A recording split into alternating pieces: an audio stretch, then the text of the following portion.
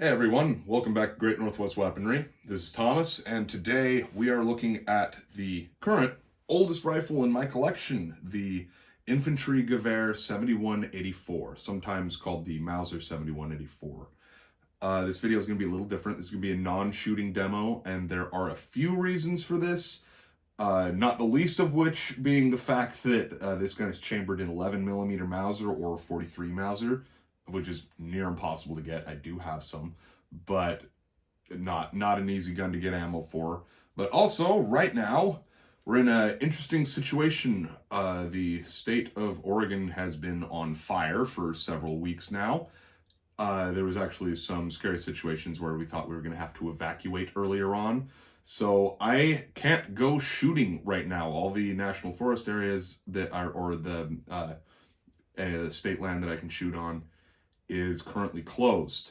So I've been waiting for the right time to do the demo of this gun, and this kind of seems like the time. It is likely that the next video will be a purely shooting video of this gun, but for today we're just going to be talking about it. We're going to go over the history, the development. This is a gun that has a lot to talk about, so I actually was kind of already planning on doing a two-part demo of this gun, so it works out. But anyway, 7184 was a direct update to the Infanterie-Gewehr 71, which was designed by the brothers Paul and Wilhelm Mauser in 1871. It was a single-shot rifle. It would look pretty much like this, but single shot. This gun was an update, and the kind of the reason for the update was the French had recently released a rifle that incorporated the Kropatschek tube magazine, and the Germans just could not handle the French having a better gun than them, so they very secretly developed their own Kropatschek tube magazine fed bolt-action rifle. This was the first rifle, the first repeating rifle that Germany ever fielded. As I'd said, the 71 was a single shot. It was bolt-action. It looked like this, but it was single shot. Both are chambered in the 11mm Mauser, of which we actually have some right here. So 11mm Mauser is monstrous. This is a humongous bullet. I don't remember the exact grain of these bullets, but you can, I've got a couple of them. I don't know if you can really see this, but there's a crack, and we may look at that a little closer later. But some of these you can slip the lead out and check that out. That is a absolute beefcake of a bullet. And there is actually an interesting thing. You can verify that these particular bullets were meant for the 7184, not the 71, because of the flattened nose. So there was a concern with the tube magazine. These basically would be like stacked like so inside the gun. And when we do the shooting demo, we'll look at that again. But they stack nose to primer all the way down this tube, and there was a concern of chain fire happening if something got stuck and you press one bullet a little too hard against the bullet in front of it. Then you start having, chain fire. You have every bullet in the magazine going off and just blow the gun to pieces in your hands. So there, that would be with the more pointed Gewehr 71 bullets. So you would not have that problem if you flattened the nose, because the nose of this is actually wider than the primer is. So with these sitting, like so, you're not going to have a threat of this setting off the bolt in front of it. So interesting little thing there. We don't have a whole lot of ammo for this. I've shot this gun only once before. Let's see, I've got 2, 4, 6, 8, 10. I've got 11 shots that are usable. There were 2 cracked bullets. One cracked so bad that the primer actually fell out. But ammo for this, as I'd mentioned, is exceptionally difficult to come by. Typically very expensive. If you tried to shoot this gun regularly, you would wind up spending more on ammunition than you had on the gun initially, very, very quickly. I want to say I spent something like $200 on this box, and that was the cheapest box that I could find. And I know there will be people who don't like the fact that I'm shooting this ammo, considering it is antique ammo. And there are plenty of people who collect ammo, but I am a gun shooter. If I can get ammo for a gun, I don't really care where it came from. If it's the only ammo that's available, I'm probably going to shoot it. So if someone starts making 11mm Mauser, I would love to know about it. If any of you have any resources that I'm unaware of for 11mm Mauser, please feel free to comment. But anyway, back to talking about this gun. So as I've already mentioned, the gun was developed in secret. The design was approved in, I think it was 1882. And this was the last rifle that Paul and Wilhelm Mauser worked on together, or Wilhelm. Wilhelm actually died before the gun ever went into production. So this was the last gun that they worked on together.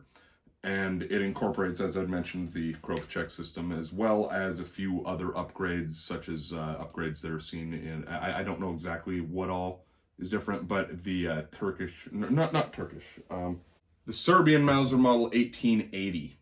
Sorry about that. I don't usually have to reference my notes very much mid-video, but there's a lot of dates involved in this one. So this was the last gun that they worked on together.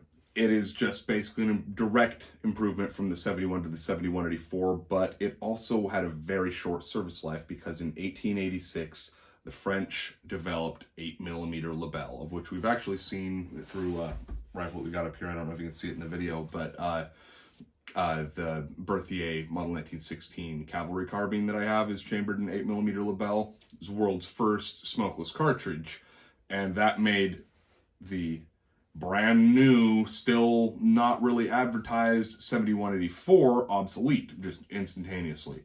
So the Germans had to turn around and develop a new gun under stress and pressure from every direction to, stay on top of their game. And they came up with the Gewehr 88.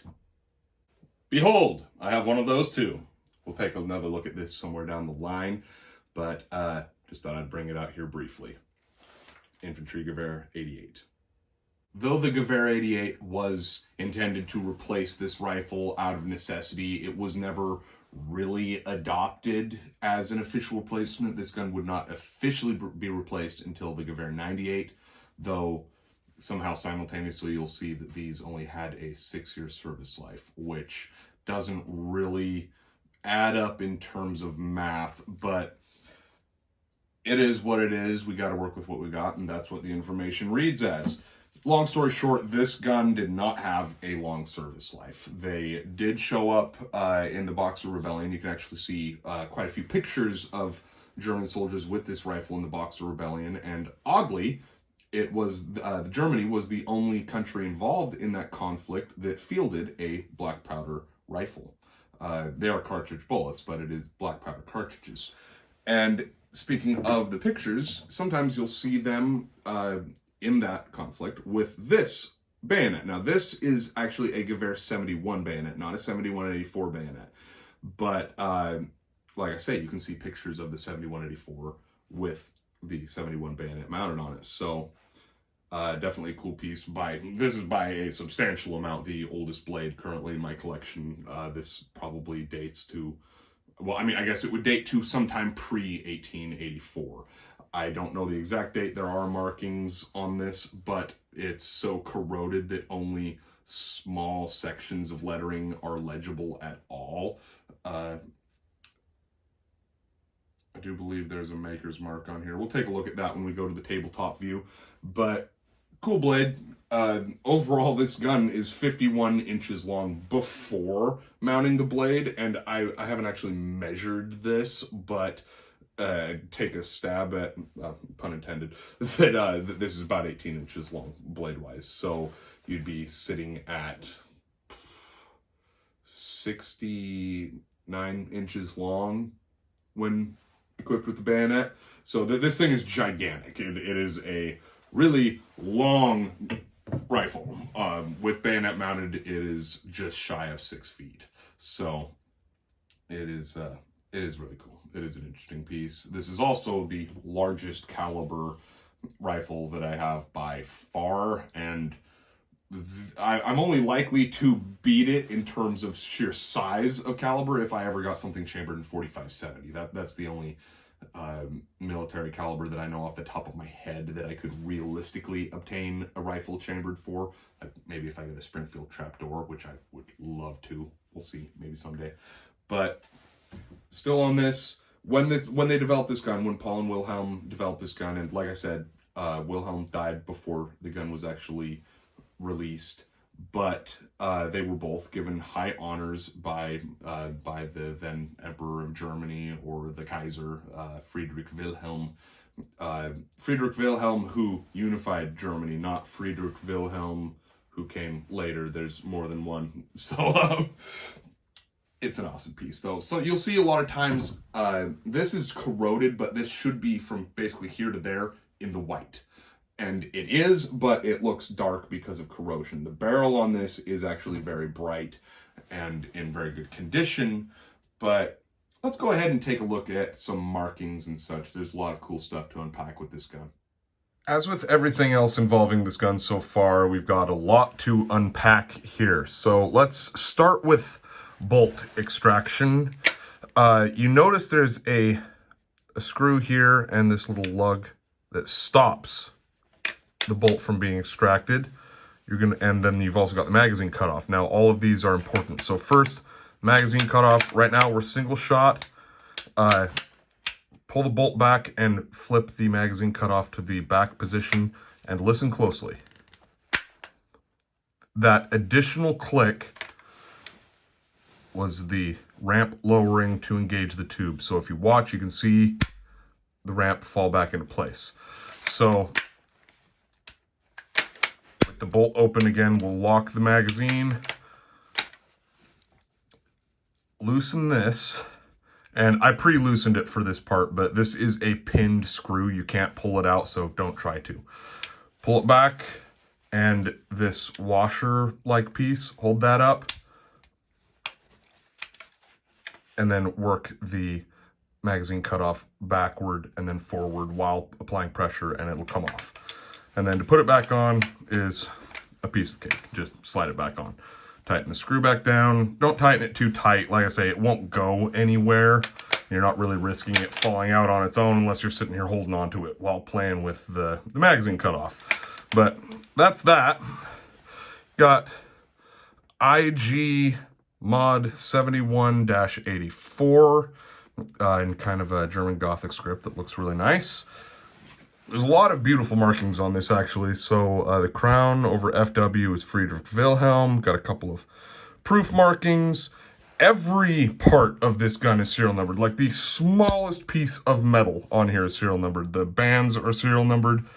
Everything. And everything on this example matches. Every little tiny piece.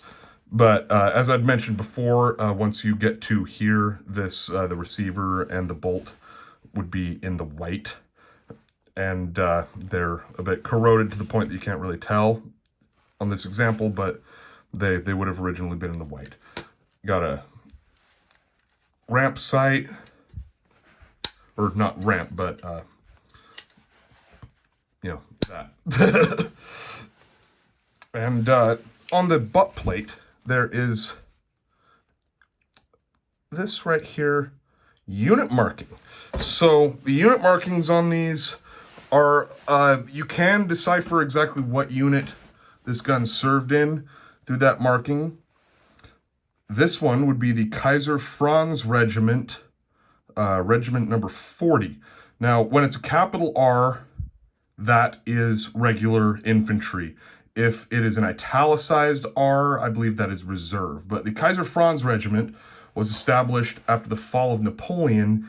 Napoleon lost at Waterloo in 1815, and in 1817 the regiment was established to honor Kaiser Franz of, I believe it's Austria, who helped in the Battle of Waterloo, helped defeat Napoleon. So that's a good few of the markings on the gun. I've also got some really nice cartouches on this stock. There's one here too.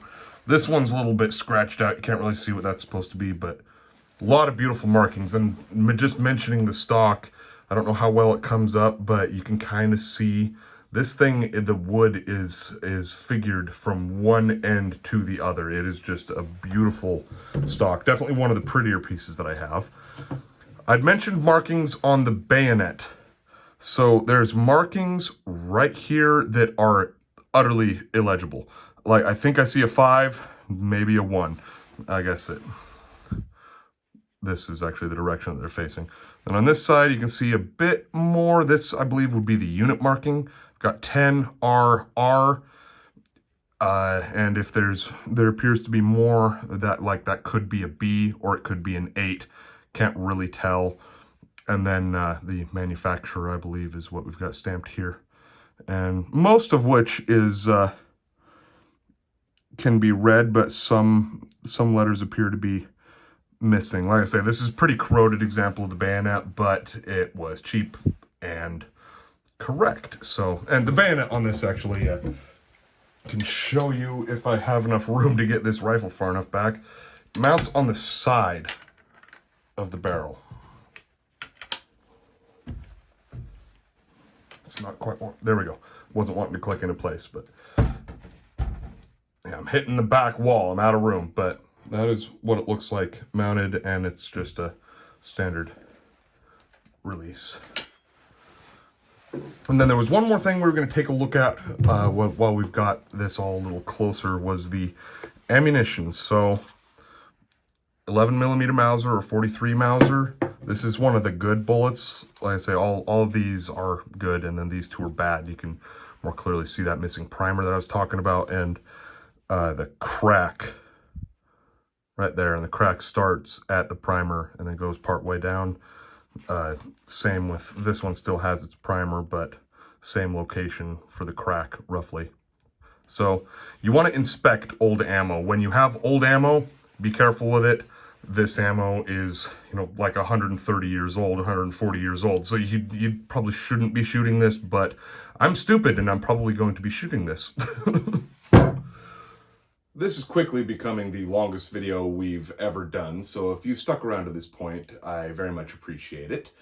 But again, as I've said so many times, there's a lot to unpack with this gun. But we are nearing the end, though. Not a lot more to bring up. Production of this gun was carried out by 5 companies, to my understanding: Erfurt, Danzig, Amberg, Spandau, of which this one is. I don't know why that's the one that I was having a hard time remembering. This is a Spandau. And then, of course, Obendorf Mauser. So, as we'd said, this one is a Spandau Arsenal, and I never did mention, the date is printed on these right here. So this one is 1887 manufacture date, so the year before they went out of production, actually. About 1 million were made total.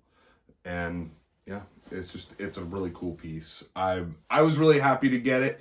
Kind of stumbled across it very randomly, actually. I was in a store that exclusively deals in black rifles, AR-15s and Glocks and such, and this was on their wall for a very low price, and I took a look at it and went, yeah, I need that. So here it is. As I'd mentioned, there's reasons that this is a non-shooting video, and the biggest one is that I cannot go shooting right now, and I wanted to make something to show you guys to keep regular content output. Luckily, before the fires took off here in Oregon, I managed to get a few videos made, so I was able to put out content for a while, even with the fires still going on. Actually, the day that I shot the demo of the Carcano M38, this guy right here actually, that day was the day that the fires began, and I shot the video a couple weeks before I posted it, I think. So yeah, we're in week 4 or 5 even maybe of fire. So hopefully I'll be able to get out into the woods and actually do some shooting soon. As I'd said, my intention is that the next video that I do will be me shooting this rifle, and it will be purely a functions rundown and shooting video. And I'll probably direct back to this video for if you want to see the standard talk about the guns, because usually I start with shooting, then talk, then end with shooting, but that is currently impossible for me.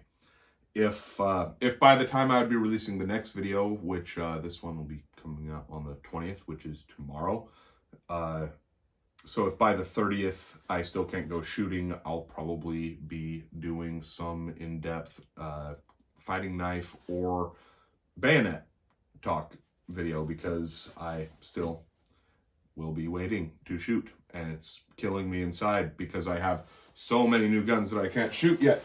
Sitting on Walther PP, Nambu, Arisaka Type 38. We've got an Arisaka Type 99 going through background check right now.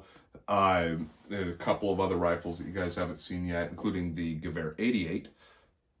And I want to close this video with a question, actually. Speaking of the Gewehr 88, when I have a series of rifles that are a progression, or pistols, this would count for pistols as well, but if, say, I have a Gewehr 7184, do you want to see the Gewehr 88 next?